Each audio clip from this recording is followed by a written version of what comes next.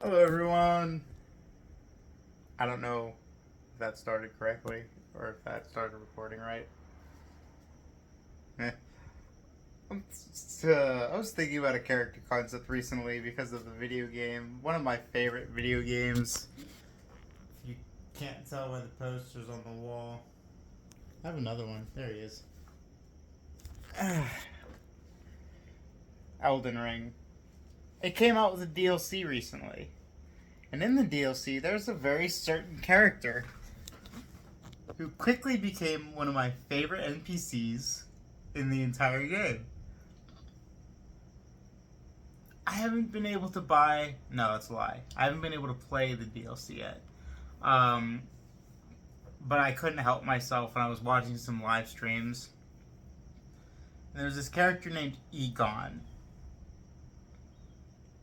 and who lost both of his legs to a boss, and who I believe also lost the use of both of his arms. Not the use of both of his arms, but they got burned or damaged or something like that. He could still use them. His legs, though, were gone. I believe he said they had been burned off. Or just taken. Can't remember.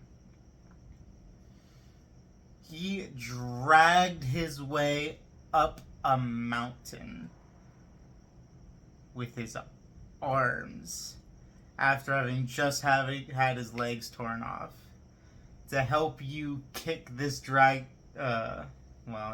help you kick this boss's ass because he hates him so much.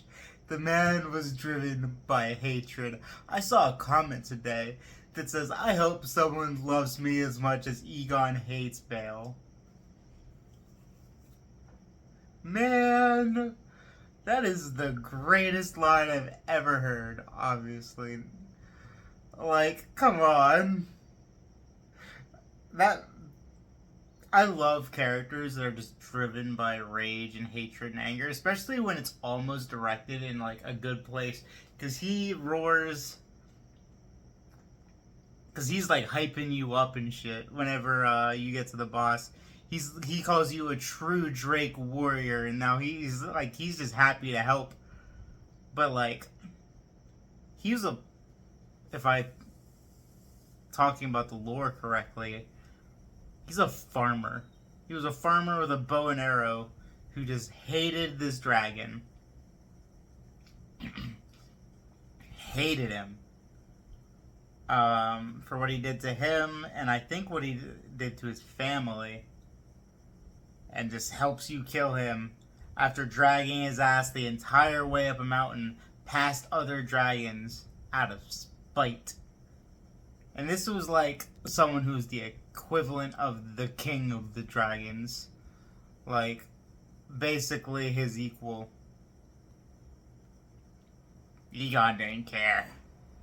Egon was about that life. It's so much fun. Characters that are driven by hatred are fantastic characters. Like, it doesn't have to be special. You can have someone just driven by hatred as their only source of motivation and have that be their entire character arc. And they succeed, and that's it. Of course, whether they survive or not is up to you. My two favorite examples, one of which is Egon from Elden Ring. And Elden Ring NPCs are notorious for dying. I don't know if Egon does. Like I said, I am just going secondhand off of lore that I read. Because I kind of refuse to watch all of his dialogue because I want to experience it for myself. And then there's this character named Red in a manga called Red Living on the Edge, which is written like an old American country western. The main characters are a Native American, a Japanese samurai who can't use a sword. He's actually sucks at swordplay. He's a sniper. And an ex-prostitute who's also a really good gambler. It's a fantastic storyline. Red is driven entirely by hatred for the American settlers that killed his tribe, and his entire journey is killing every single one of those settlers that were a part of the slaughter of his tribe. Because they were originally supposed to be just relocated, and they were actually going to go along with it and allow themselves to be relocated, but they were slaughtered instead, almost for fun. This is a great story. The characters are fantastic. I loved it. Let's see. I'm trying to think of another one. There's not a whole lot of people who are just driven by pure hatred, I feel like, in media, or at least not enough of them. Like, there are a lot of people who are driven by revenge through parts of their character arc, but not a lot of people whose entire character arc is revenge and hatred and just wanting to kill whoever did them wrong no matter what.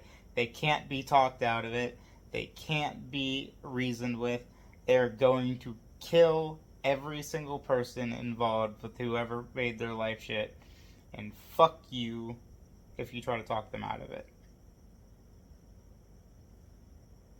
There's just not a lot.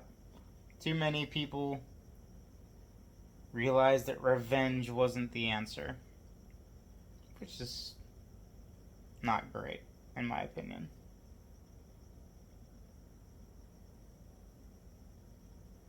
But it depends on the scenario. Like, I think a good way of revenge isn't the answer was Aang, because his character arc was never about revenge. From Avatar: The Last Airbender. Zuko, too, never... At some point, he didn't even really want to fight his family, didn't want to fight his sister, didn't want to do anything but almost live a normal life. Just help with the war effort, I suppose.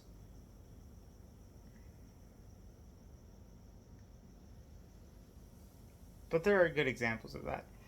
But I wish that there were more examples of characters who are just driven by hatred. And not like villains. Good guys.